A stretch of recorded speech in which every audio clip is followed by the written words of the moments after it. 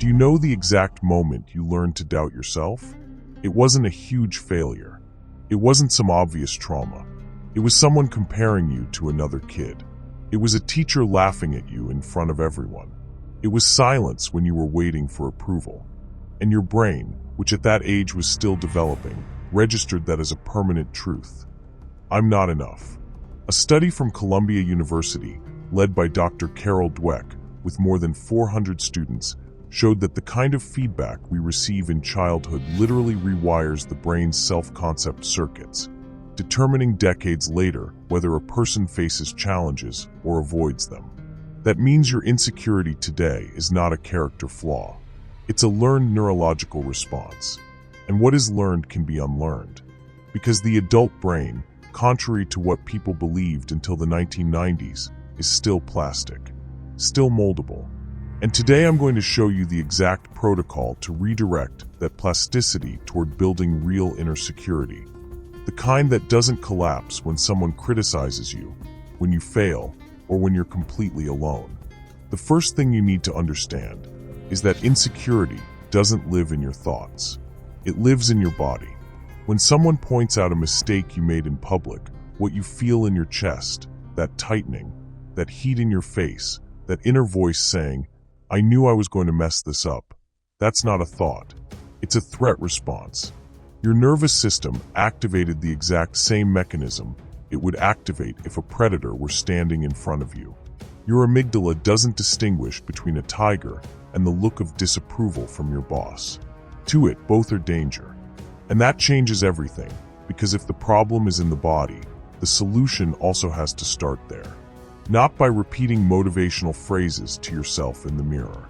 That doesn't work because you're talking to the prefrontal cortex while the problem is in the limbic system.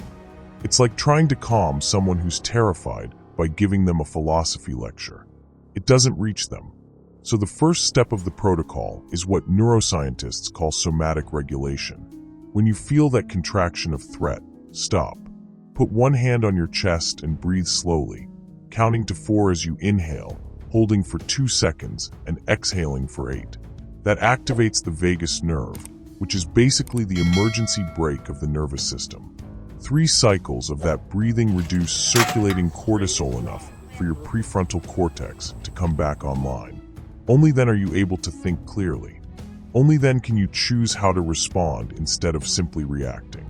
The second step is what I call the evidence interrogation. Your insecure brain operates like a prosecutor. It collects everything that went wrong and ignores everything that went right. That's not humility. That's confirmation bias. To break it, every time the thought, "I'm not capable," appears, you need to ask yourself 3 questions in order. First, is this a fact or an interpretation?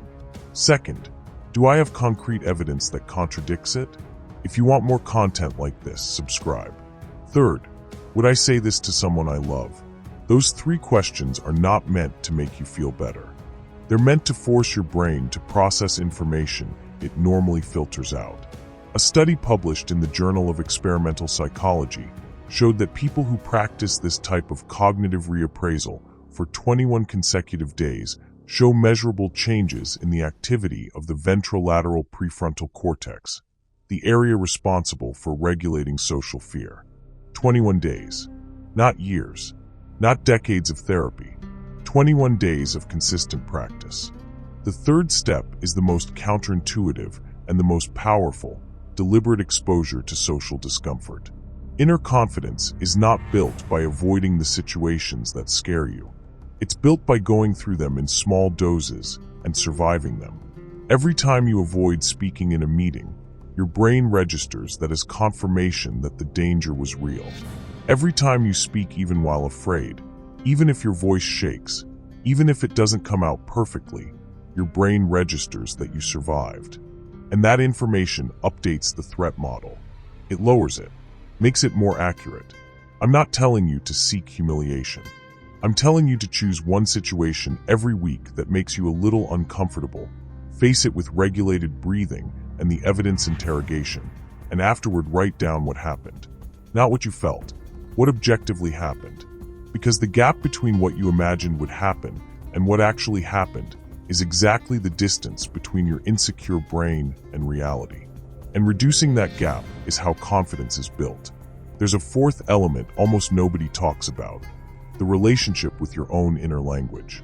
A study from the University of Michigan led by Dr. Ethan Cross showed that people who talk to themselves in the second or third person during stressful situations, for example saying, "You can handle this," instead of "I can't handle this," activate less of the brain's default mode network, the network associated with rumination and self-criticism.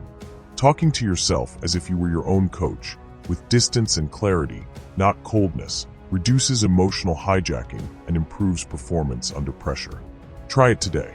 The next time you feel nervous before something important, instead of saying, "I'm terrified," say to yourself using your own name, "Michael, this is an opportunity. You have more resources than you think. Breathe and begin." It's not magic. What would you say to yourself? Write it in the comments. It's applied neuroscience of language. The fifth and final step is the longest, but also the most transformative: building an identity based on the process, not the results. An insecure person needs things to go well in order to feel valuable.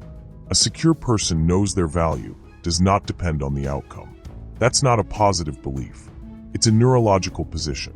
When your brain learns that the attempt itself has value, that facing things has value, that making mistakes and adjusting has value, it stops reading every situation as a threat to your existence.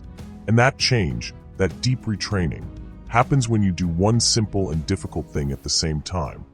Keep trying even when it doesn't go well. Keep showing up even when you're not sure.